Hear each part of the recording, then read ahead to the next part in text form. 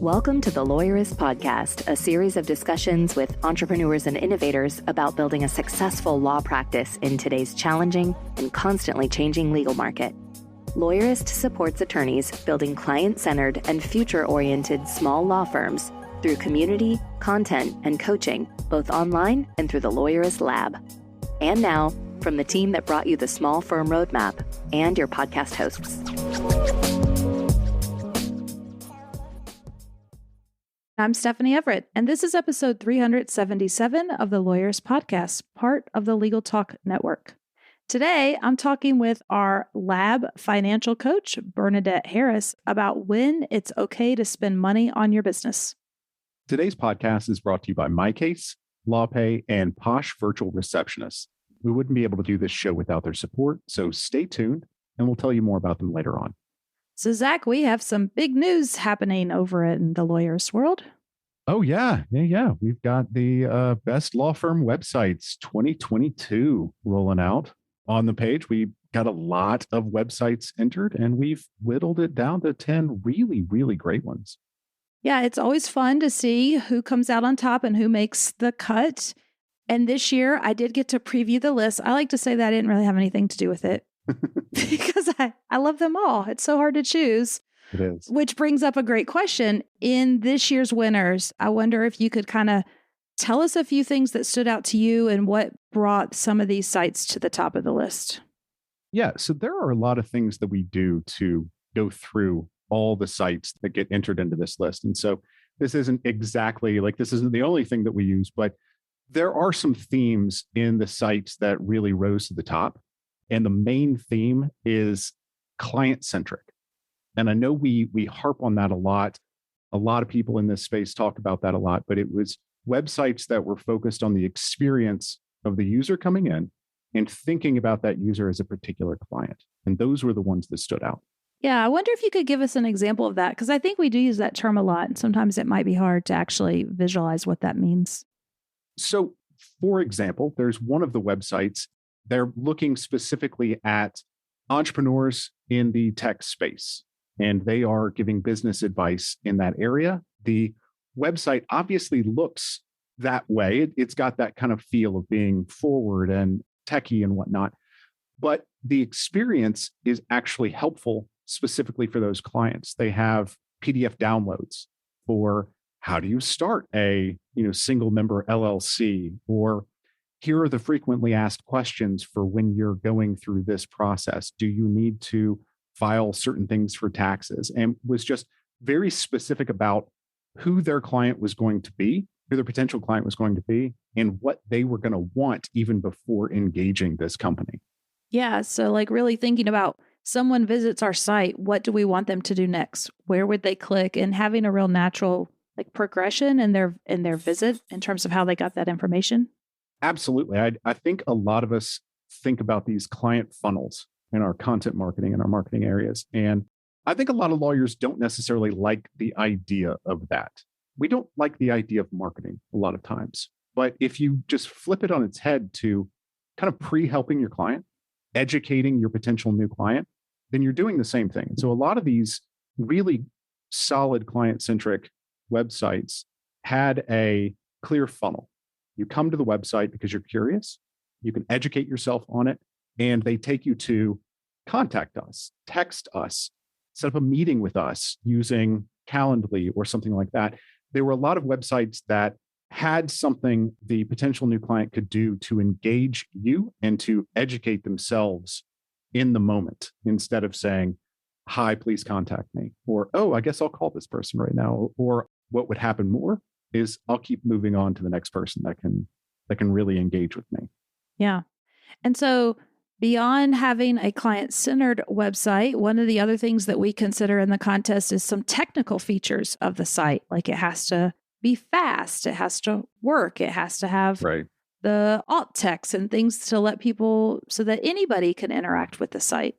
I think that's really important. We do take these through some technical tests. Obviously, we're looking for page load speed.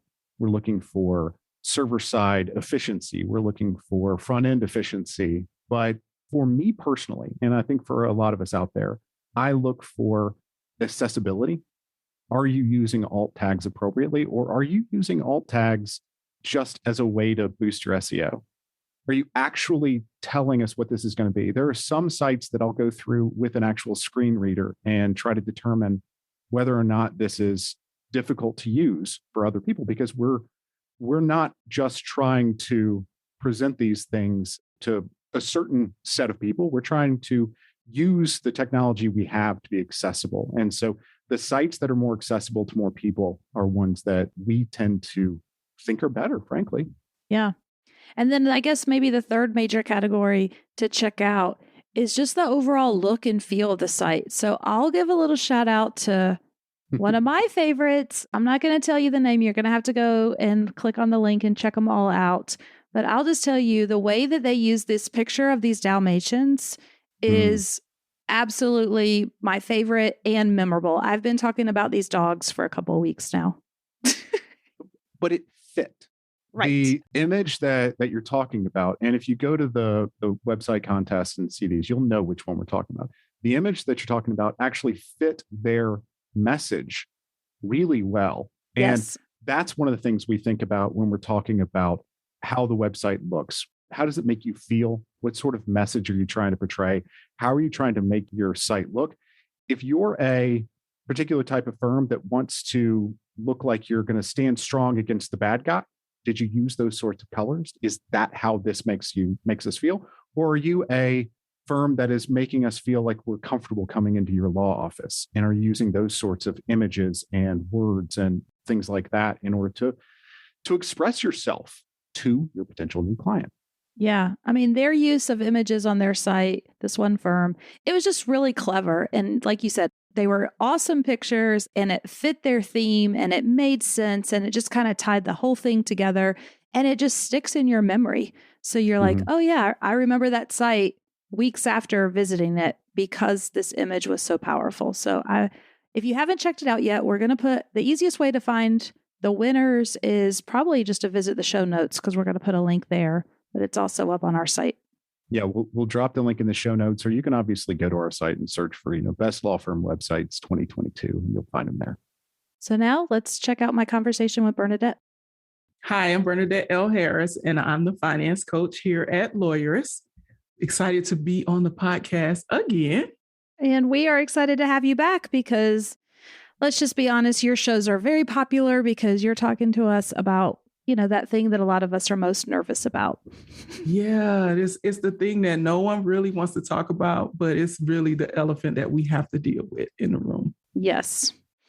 So if you haven't listened to Bernadette's other episodes on the show, for sure go check them out because she's already covered financial statements and financial strategy and paying yourself and how to work with an outsourced, bookkeeping team.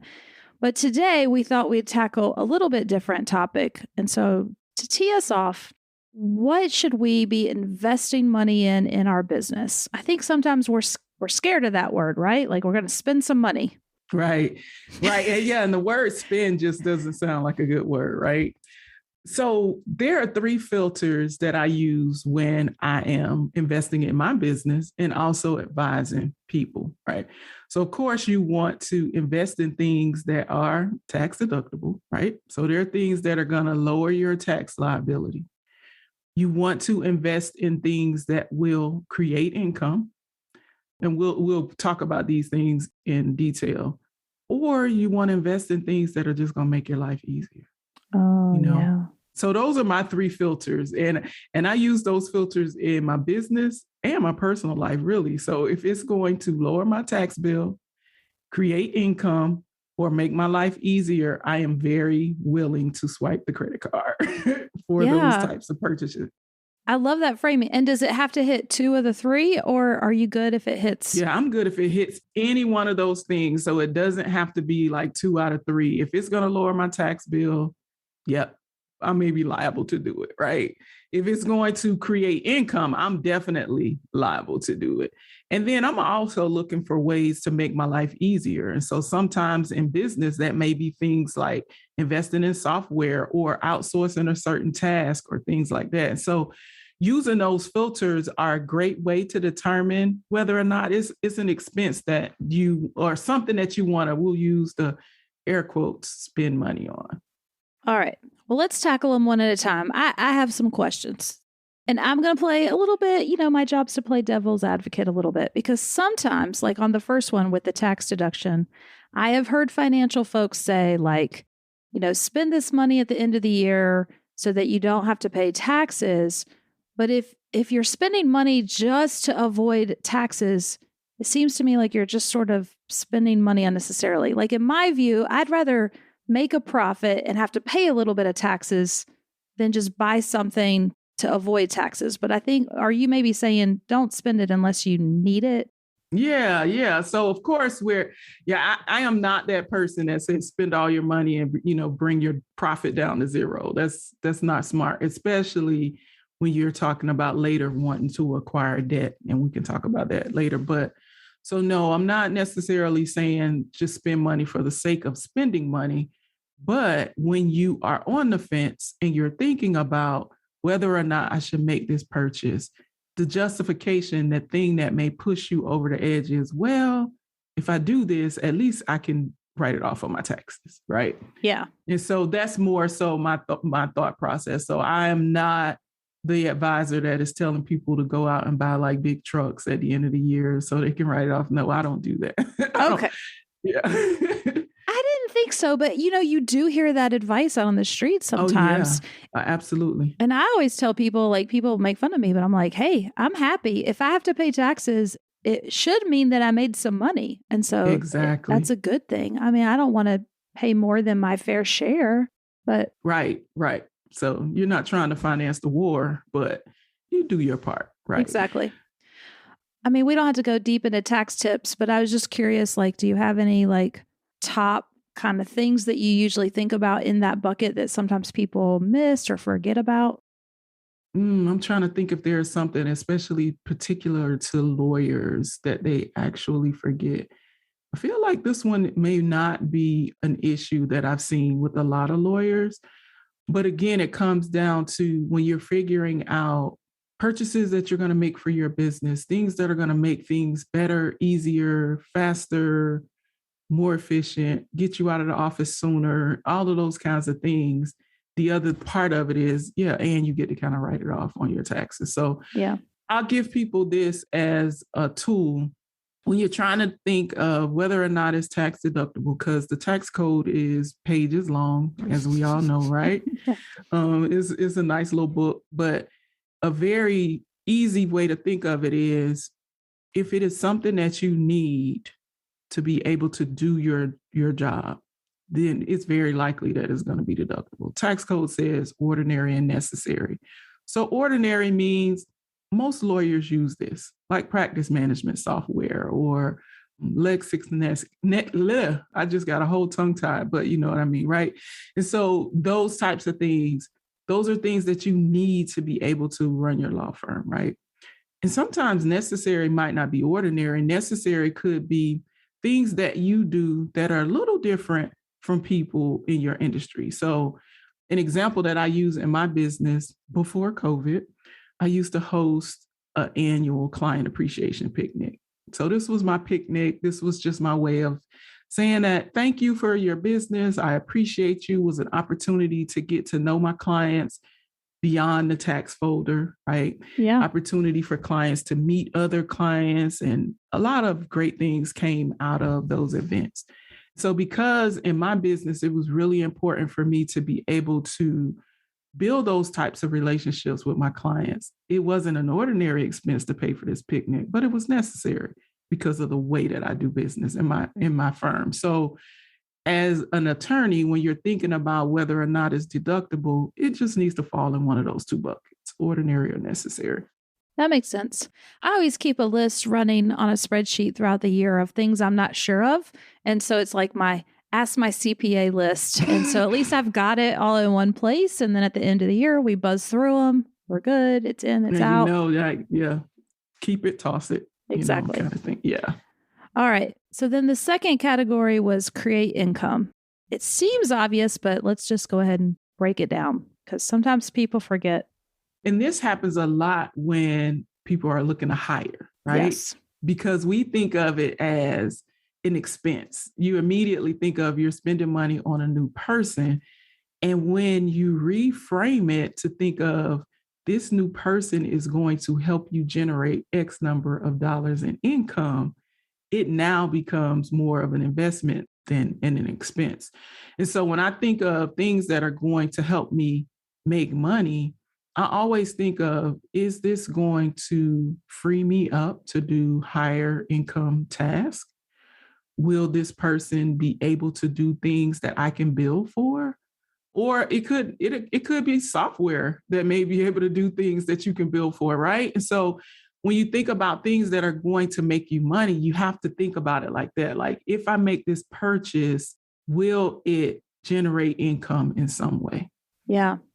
I love that framing. And I love the idea that to remember, because sometimes we think, oh, attorneys, paralegals, they can bill. So they're the only ones who could generate income.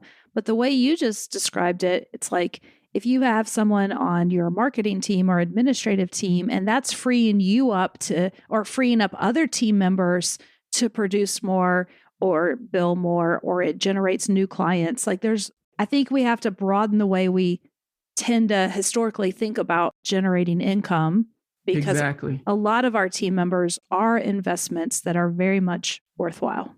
Right. And so everybody is not a billable, is not someone that you're actually billing for, but they may be generating income. Because when I think about my administrative assistant, oh my gosh, I couldn't do anything without her. And so she's not on a bill. I'm not billing anything for her, but because of the support that she provides to me, it enables me to be able to focus on high income producing activities, or income producing activities, period, right? And that in itself creates income. I think also when you think about it, it's not always just people. Sometimes it could be technology. And so you may be able to purchase, like we purchased some software this year that's speeding up some of our processes, right? And so sometimes technology is something that can generate income because it's freeing up your time. It's making things easier. You'll be able to close cases faster, whatever the case may be. So you definitely have to think about it more than just an attorney or a paralegal. Yes. There are lots of other things that you can spend, with air quotes, money on, right? That can generate income in your business. Yeah, that really resonates. I know an attorney who told me once that he spends annually about $40,000 on his website, which to some, they may be gasping right now, like, what in the world? But he was like, no, my website generates business. He said, my website is one of my most valuable team members that I have. And that's how he thought about it. He was like, yes, I am investing in this website because I get results from it. And he can actually point to the ROI on his website and show that that is a $40,000 investment worth making. And I was like, yes, that makes so much sense. I love that. I love that. When you can see that spending X number of dollars generated 2X's, or 3X's, now, it starts to click for people. And I think a lot of times, even in some of the coaching sessions that I've had with Labsters, is getting them to reframe their thought process to understand that you are not spending money, but you are investing in a team member or technology or something that is going to generate income for your firm. Yes. And then the third is probably the just best overall life advice as well, which is this going to make your life easier? Yeah, because we all started our businesses for a reason, right? We started it. Everybody has a different reason, but freedom is usually somewhere on that list for everyone who takes this journey of entrepreneurship, right? And so when we think about that freedom, what are some of the things that you could, again, air quotes, spend money on that will give you some time back, that will give you the freedom that you're going into business for? And so I love technology. I love making things easier in the way I see it. And I'm an accountant, and we're probably branded as people who don't like to spend money, but listen, I will spend money on anything that is going to make my life easier, business or personal. So I have gadgets in my kitchen because they just make it easier. Like, right? So I don't want to peel my apple. So I will get that little gadget that spins the apple around and peel it, right? Because it just makes it easier for me. And the same is true in our business, right? When we have the ability to free ourselves up from tedious things, from things maybe that you don't even enjoy, but they have to be done, spend the money. It's worth it. Yeah, I think most people would agree. Once they do it, they're like, oh, yes, that was worth it. So then the harder question comes, because now we've decided, we said, yes, it checks one of these boxes. I'm going to invest the money. How do you advise people about how much money they really need to have, especially when it comes to like hiring or sometimes investing in a bigger ticket item? Maybe it's a whole new piece of technology where you know that it's going to take some cash. And so how do you tell people like how much should you have, or when do you know it's okay to spend the money, I guess is maybe the question. Yeah. And that's tough, right? Because every business is different. Every firm is different. You can be in the same practice area and your firm can be different from firm A to firm B. And so this is where it is really important for you to know your business. You know your business and you know the cycle of your business. So you know how long it takes you to close a case. Once you've closed the case, you know how long it takes you to get paid on that case. Or if you're getting paid up front, you know, whatever the case may be, you know how many cases, or you should know, right? How many cases you need to be able to do things. And so when you're really comfortable with your numbers and you know, let's say, for instance, if you have a law firm where you know the life cycle of a client is 3 months. So a client may come in, from the time they come in until their case is closed, it's 3 months, and this client is going to bring in X number of dollars, right?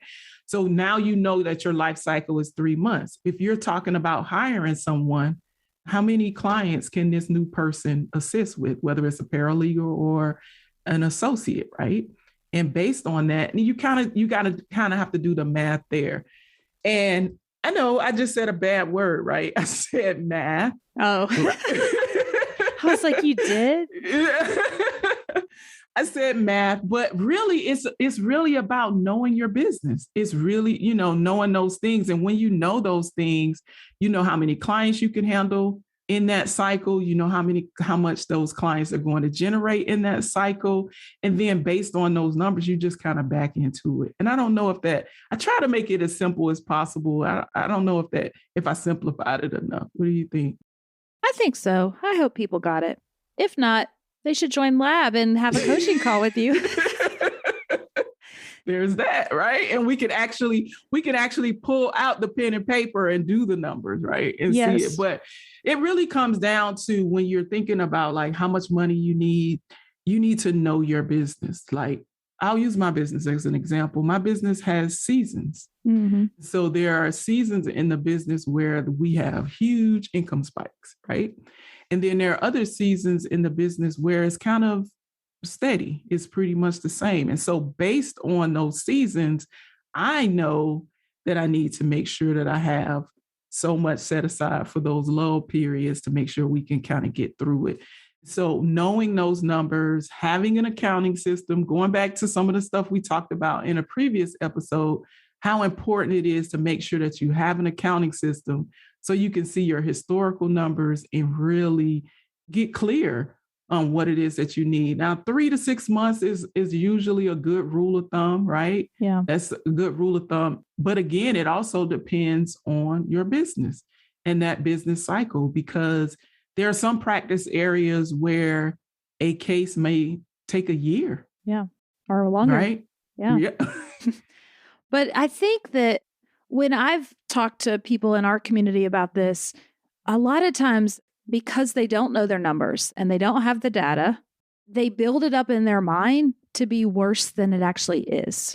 So like I met with a lawyer recently, and she was needing to hire someone. And she's like, I want to have 6 months of this person's salary set aside and in the bank account so that I know I can pay them for the next 6 months. And I was like, That's not realistic. Right. I was like, that would be lovely, but nobody runs their business that way. It's just simply that, and so we walked through and I think that's part of it is understanding how cash kind of comes in and out of your business. And I was like, look, is it going to take you, this new person, some time to get up to speed? Yes. Yes. So yes, you need to be prepared that you're not going to see the results of their work, the first month, right? Like you're going to have to get them up to speed and then bill for it and collect for it and all those things. But it's also not really realistic to just set aside 6 months of someone's salary and have it sitting in the bank. That just isn't how. It's not realistic. And it's really not, it's not a good idea because a lot of times, and I might get some backlash on this, but I think sometimes too much savings gives us too much of a cushion. Because if you had 6 months saved, you will behave differently if you had 1 month saved. Like if you have 1 month saved, right? Yeah, you're hustling. You're going to hustle. You're going to get your butt out there and do whatever you got to do and make sure that you're constantly billing, you're constantly doing things. And if you have 6 months saved, you're going to act a little different, I bet, yeah, I'm tracking you. I think that's right. I like it. All right. Well, let's take a quick break so we can hear from our sponsors. When we're going to come back, we're going to talk about the D word. Yeah. What's that going to be? The Lawyerist Podcast is brought to you by Posh Virtual Receptionists. As an attorney, do you ever wish you could be in two places at once? You could take a call while you're in court, capture a lead during a meeting, or schedule an appointment with a client while you're elbow deep in an important case? Well, that's where Posh comes in. Posh is a team of professional, U.S.-based live virtual receptionists who are available 24/7, 365. They answer and transfer your calls, so you never miss an opportunity. With Posh handling your calls, you can devote more time to billable hours in building your law firm. And the convenient Posh app puts you in total control of when your receptionist steps in. So if you can't answer, Posh can. And if you've got it, Posh is always just a tap away. With Posh, you can save as much as 40% off your current service provider's rates. Even better, Posh is extending a special offer to Lawyerist listeners. Visit posh.com/Lawyerist to learn more and start your free trial of Posh Live Virtual Receptionist services. That's posh.com/Lawyerist. And from LawPay, the gold standard in payments for the legal industry. For more than 15 years, our partners at LawPay have been helping lawyers get paid faster. In fact, 62% of bills sent via LawPay are paid the same day. To learn how you can enjoy faster and more reliable payments, schedule your demo at lawpay.com/Lawyerist. And from MyCase, tired of wasting time on administrative tasks? Want to bill more hours, get paid faster, and ensure the success of your team? With MyCase law practice management software, your firm will have access to all the tools needed to run more efficiently. Digitize your client intake, manage documents in one place, and track every billable hour so you can focus on what matters most to your firm. MyCase is an affordable, all-in-one solution that gets your business up and running quickly. Hundreds of lawyers have rated MyCase the #1 legal case management software. After making the switch to MyCase, one law firm saved over 100 hours per month, time that would have otherwise been spent on tedious administrative tasks. It's time to choose a case management software that works for you. If you're looking to supercharge the growth of your firm, go to mycase.com/Lawyerist and sign up for a free trial. Right now, Lawyerist listeners get 3 months at no cost on a new annual plan. Offer cannot be combined with other discounts. Visit mycase.com/Lawyerist to get started. Okay, I'm back with Bernadette, and we've just talked about when we should actually invest money in our company and how to understand the cash requirements when we decide to spend it. So maybe now would be a good time to talk about what I said is the D word, which is debt. So when is debt a good thing for your company? Yeah, because a lot of people run from debt. They're like, no, I don't want to have debt. I don't want to owe people. And I believe that there are instances where you have good debt in your business and instances when you have bad debt in your business. Let's talk about the bad debt first. So bad debt is usually when you are maybe running up credit cards, you don't really have a plan, right? So going back to what we talked about at the beginning of the show, where we talked about it falling in one of those 3 buckets, are you being strategic about what you're charging on the credit card? Is it something that just looks good and it's flashy and it just, it shines and it's pretty or whatever? Or is it something that's making life easier? Is it something that's generating income, right? And so that bad debt is usually those things. And it's oftentimes on credit cards with high interest rates or line of credits that end up getting converted to a loan because you're not using it like a line of credit, right? So I think those are examples of bad debt. And that is essentially when you go into debt without a plan. Good debt, on the other hand, is when you are very strategic about that debt, right? So you borrow this $30,000 from the bank with the intention of turning that $30,000 into 90, right? And the plan to do that is to use this 30 to be able to hire another associate. And this associate is going to bill X number of dollars, blah, blah, blah, right? And so the difference between good and bad debt is just really about whether or not you strategically plan for that debt. Yeah. I mean, it makes sense. And I hear you because I feel like a lot of attorneys end up self-financing the start of their business, I think just naturally. And so it's something ingrained in our head that getting a loan and taking on debt is bad. And so the only way, like that attorney I was just talking about, she didn't think she could hire someone until she had 6 months of salary set aside. I was like, well, maybe that's an opportunity to use a line of credit if you need it. You have it there so that if the first couple of months are slow and you need some help with payroll, you could get it knowing that this person's going to get up to speed and start billing very quickly. Right. And can we just stick a pin and just say, like, there are some people, I've seen some people misuse line of credits. Yes. And so a line of credit is intended to be a temporary relief when your cash is short, right? It's not intended for you to max out the line of credit and just pay minimum monthly payments every month. That's a loan when you actually do it that way. So the ideal purpose of a line of credit is to be able to handle that payroll when you're running short on cash. And once the billing comes in, you kind of pay that line of credit off. It's not really intended for you to carry those balances for months and months and months. So yeah, I just had to stick that pin there because I've seen that so many times. Yeah. No, I feel like I was explaining that to my husband recently. So it's a necessary discussion. And so the idea is, and I think some companies like they use it for something temporarily, they get cash in, they pay it off. I mean, it becomes, so for some people, they kind of come tied to it too, right? Where it's a cycle where almost like every month, every other month, they're hitting it for a little bit, paying it off. But maybe they're doing that hopefully as they rebuild and kind of get out of that cycle. Right. Yeah.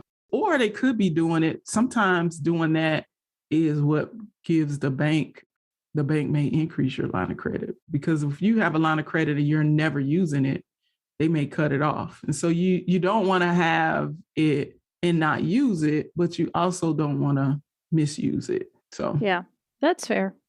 Well, it's good to know that the option's out there, and they always say, get it when you don't need it. Absolutely. Because you can't get it when you need it. Nobody wants to loan money to somebody that doesn't have money. You have to have money to get money. Which I guess brings up an obvious question. Like, do you recommend that every business owner go out and get at least most banks, I think, will give you a fairly small line of credit I don't know what their lending requirements are, but. So one of the things that I've learned from speaking to bankers is it depends on your industry, but I know that lawyers are an ideal industry for line of credits because of the way that you typically bill and because you almost have like receivables as collateral for those line of credits. And so getting a line of credit as a law firm is usually a little easier than some other industries that may sell products or things like that. So it's not a bad idea. It's also not a bad idea to get a business credit card, just to be able to take care of day-to-day expenses for the business. And most business credit cards come with some type of rewards, right? And so yeah. I love my business credit cards. We bought our flights to Hawaii with my points from Amex. So it's like, yeah. So yes, don't get me started. My husband will make fun of me because I kind of like the points game, but it is paying for our spring break trip as well. Yeah. I mean, so it's a winner. It's definitely When I pay for something in points, I feel like I've just won something really. Me too. We should do a show. We'll do a show once just on points because I feel like there's lots of people. There are people who like it and then people who just don't. But even if you're not a points person, a lot of these cards too, like our business credit card also gives cash back, right? So we're you should get something. Because you're using the card, and so we can definitely do a show about this because there's a lot of stuff that you can think about because there are lots of different reward cards available. And the beauty of getting a business credit card is it doesn't report to your personal credit.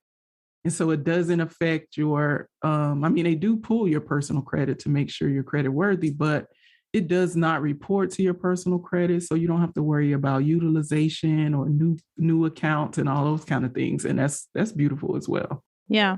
Awesome.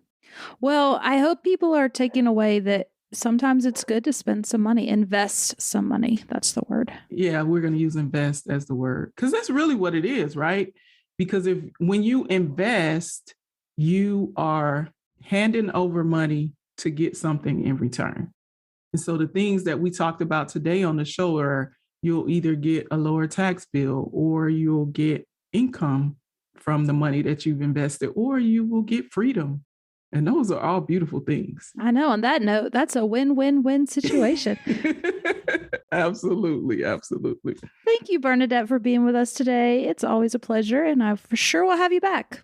I'm sure we got to talk about those reward cards. So that's our next episode. So it's been a pleasure to be here. I always love being on this amazing podcast. And hopefully I did not speak in accounting ease and I made it simple enough for everyone to understand. You only said math once. Only once, right? The Lawyerist podcast is edited by Brittany Felix. Are you ready to implement the ideas we discuss here into your practice? Wondering what to do next? Here are your first 2 steps. First, if you haven't read the Small Firm Roadmap yet, grab the first chapter for free at lawyerist.com/book. Looking for help beyond the book? Let's chat about whether our coaching communities are right for you. Head to lawyerist.com/community/lab to schedule a 10-minute call with our team to learn more. The views expressed by the participants are their own and are not endorsed by Legal Talk Network. Nothing said in this podcast is legal advice for you.